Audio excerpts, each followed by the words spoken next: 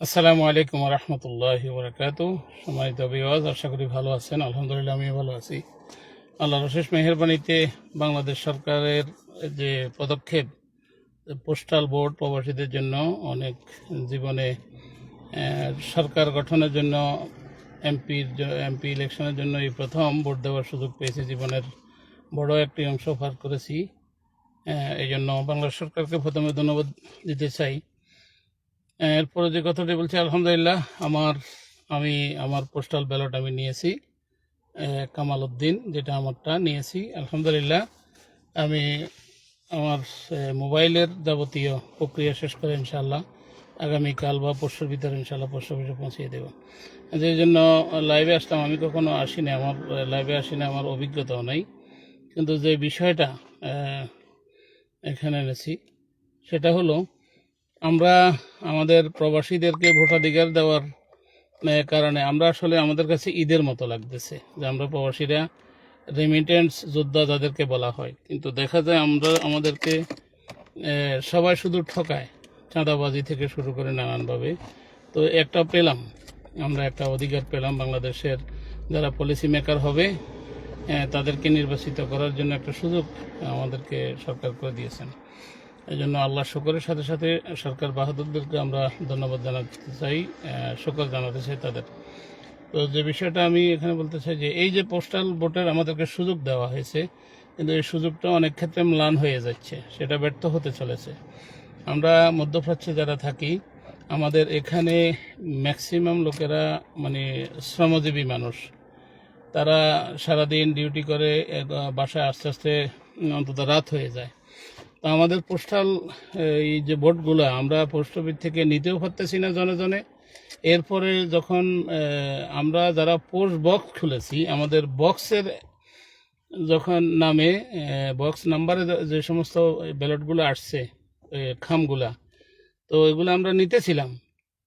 কিছু কিছু আমাদেরকে দিচ্ছে, আমাদের আইডি কার্ডের ছবি দেখি বা আমার পোস্ট আমার স্পন্সরকে নিয়ে গেলাম, হয়তো তার সুপারিশে দিচ্ছে। কিন্তু আমাদের দূতাবাস কর্তৃক কড়া নিষেধ করে দেওয়া হয়েছে যাতে আর না দেয়। মাঝপথে আমরা থেমে গেলাম, আমাদেরকে আর দিচ্ছে না নিষেধ করা। এই দূতাবাস আমরা একদিন গিয়েছি, অভিযোগ করেছি যে আমরা যে নিতে পারতেছি না, তাহলে এটা ভোট দেবো কীভাবে। দূতাবাস ওনারা বলছে যে নির্বাচন কমিশনারের সিদ্ধান্ত, নির্বাচন কমিশন থেকে সিদ্ধান্তটা আসছে।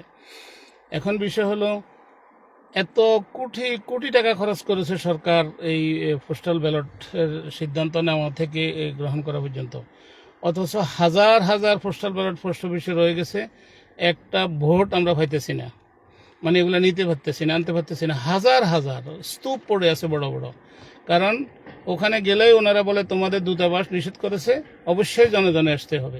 আমরা যারা আমাদের ভাইরা অনেকেই নিরক্ষর আমাদের, এবং তারা এত দূরে 50, 60, 70, 80 কিলোমিটার পর্যন্ত দূরে কাজ করে, তাদেরকে পাওয়া যায় না। এখন তারা কিভাবে নেবে? বাংলাদেশ থেকে সিদ্ধান্ত হলো, আমাদের দূতাবাস থেকে আমাদের দূতাবাসের কর্মকর্তাবৃন্দ আমাদেরকে উদ্বুদ্ধ করলেন, অনলাইনে সোশ্যাল মিডিয়াতে বললেন, ভোট দেওয়ার জন্য উদ্বুদ্ধ করলেন। আমরা নিজেরা উদ্যোগী হয়ে আমাদের বাইরের জনে জনে কাছে কাছে আমাদের নিজেদের গাড়ির পেট্রোল খরচ করে, আমরা হয়তো 100 জনের ভিতরে একজনের গাড়ি নেই, তারপরে আমরা গিয়ে তাদের কাছ থেকে নিবন্ধন করিয়েছি। অনেকে জানে না, নিরক্ষর আছে, অক্ষর জ্ঞান থাকলেও তারা বুঝে না। তো আমরা এই কাজগুলো করেছি আলহামদুলিল্লাহ, যতটুকু আমরা আনতে পেরেছি এগুলা। তো এখন মাঝপথে যখন বন্ধ হয়ে গেল, তখন সেটাও করতে পারতেছি না। আর যে বিষয়টা এখন, যে এই যে হাজার হাজার ব্যালট স্তূপ রইল পোস্ট অফিসে, এটা দায় দায়িত্ব কে নেবে? এটা তো পোস্টাল ব্যালট প্রবাসীদের ভোট প্রদানের মূল লক্ষ্যটাই তো ব্যর্থ হবে। যে আমরা যাদের পোস্ট বক্স আছে, আমরা অনেক টাকা খরচ করেছি বক্স খুলতে, আমরা এই বক্সগুলো খুলেছি, এখন আমাদের বক্সের সিটিগুলো আমরা আনতে পারতেছি না। যেটা ওনারা বলে যে আমরা জানি না কতটুকু, তারপরে কিছুটা যেটা যোগাযোগ করেছি যে দূতাবাস কর্তৃক এটা নির্দেশ দেওয়া হয়েছে, তাদেরকে অনুরোধ করা হয়েছে ব্যক্তি ছাড়া যেন এগুলো না দেয়। অথচ এই দেশের নিয়ম যেটা, কারো বক্স থাকলে ওই বক্সে যে কোনো সিটি আসুক, বক্সের মালিক এটা আনতে পারে তার আইডির নাম্বার দিয়ে যাবতীয় ডকুমেন্ট সাবমিট করে। আমাদেরকে সেটাও দিচ্ছে না। এখন এই হাজার হাজার ভোট, এখন টাইমও শেষ, তো এই লাভটা কি হলো? তা আমি লাইভের মাধ্যমে যদি আমার এই কথাটা যদি বাংলাদেশ নির্বাচন কমিশনে পৌঁছে, আমি তাদেরকে অনুরোধ করব তারা যেন আমাদের এই প্রবাসী দূতাবাসগুলোকে নির্দেশ দেয়, এখনও সময় আছে, একদিনের ভিতরেও আমরা নিতে পারি, যে যাতে এই পোস্ট অফিসে পড়ে থাকা ব্যালটগুলো আমরা নিতে পারি। এটা বিনীত অনুরোধ। এরপরে আসেন দ্বিতীয়, এই ব্যালটগুলো আমরা মোবাইল স্ক্যান করে আমাদের এই পাসওয়ার্ড দিয়ে আমাদের লগ ইন করে স্ক্যান করে আমাদের ছবি যাচাই বাছাই করে আমাদের সেলফি দিয়ে আমাদের এনআইডি নাম্বার দিয়ে আমাদের পোস্টাল ব্যালট সিরিয়াল নাম্বার দিয়ে যখন আমরা কমপ্লিট করব, এত কাজ এগুলো সম্ভব নয়। অবশ্যই নির্বাচন কমিশন কর্তৃক অপশন রেখেছে যারা নিরক্ষ তাদেরকে সহযোগিতা করার।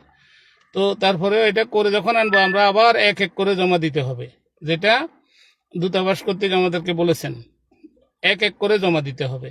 তো এক এক করে যদি আমরা জমা দিই, সেই 2026 এই 27 সেশনে আমরা পারবো না, অর্থাৎ ফেব্রুয়ারি 27 সেশনে এটা শেষ হবে না। এটা সম্ভব নয়, কোনো অবস্থাতে সম্ভব নয়। এখন আমাদেরকে যদি ওই সুযোগটা দেওয়া হয়, অন্তত আমরা যারা যারা ভোট প্রদান করেছে তাদের থেকে কালেকশন করে, আমাদের কাছে তো নাম্বার আছে, তাদের যোগাযোগ আছে, আমরা যেহেতু নিবন্ধন করতে সহযোগিতা করেছি, তাহলে এই ইয়েগুলা ব্যালটগুলা তারা তো মুখ বন্ধ করবে, তারা কে কাকে ভোট দিবে তাদের ইচ্ছা, এখানে আমাদের কোনো হাত নেই, আমরা বলিও না। এই ব্যালটগুলো আমরা যাতে আমাদের পোস্ট বক্সে আমরা পৌঁছাতে পারি, অন্তত একজনে একাধিক বা বাইরে থেকে কালেকশন করে একসাথে পৌঁছিয়ে দিতে পারি অতি দ্রুত। আবার একটা প্রজ্ঞাপন দেখলাম 25 তারিখের ভিতরে জমা দিতে হবে। আমরা তো আর রকেট না, আমরা তো, আমাদের কাছে তো অলৌকিক কোনো শক্তি নেই, তাহলে আমরা 25 তারিখের ভিতরে কেমনে জমা দেব? আমরা তো শহরে বন্দরে সবাই থাকি না, সেই মরুভূমিতে অনেক লোক থাকে, সেই এই দেশে বাগানে কাজ করে, তাহলে আমরা কিভাবে পৌঁছাবো?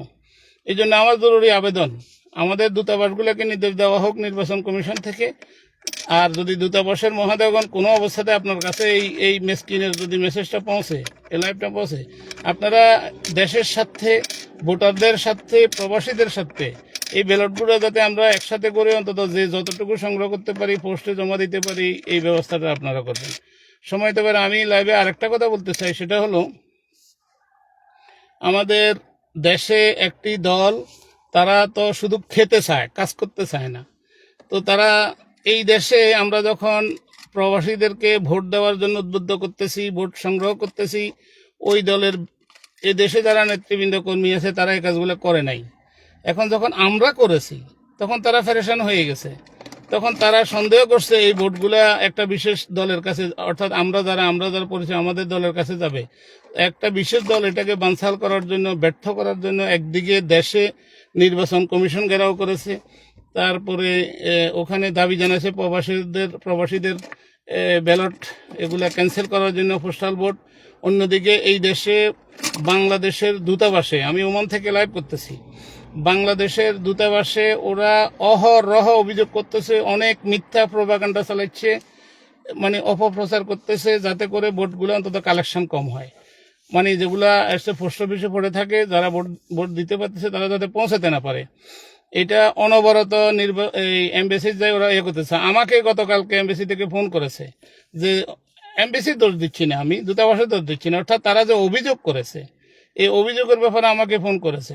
লাইভে যারা অভিযোগ করেছে তারা, আমি কথা শুনতেছিলাম, তারা ছিল, এবং বাইর থেকে একজন ইব্রাহিম নামে অভিযোগ করেছে, সে ছিল লাইনে, কিন্তু আলহামদুলিল্লাহ তাদের অভিযোগগুলো সবগুলো মিথ্যা প্রমাণিত হয়েছে।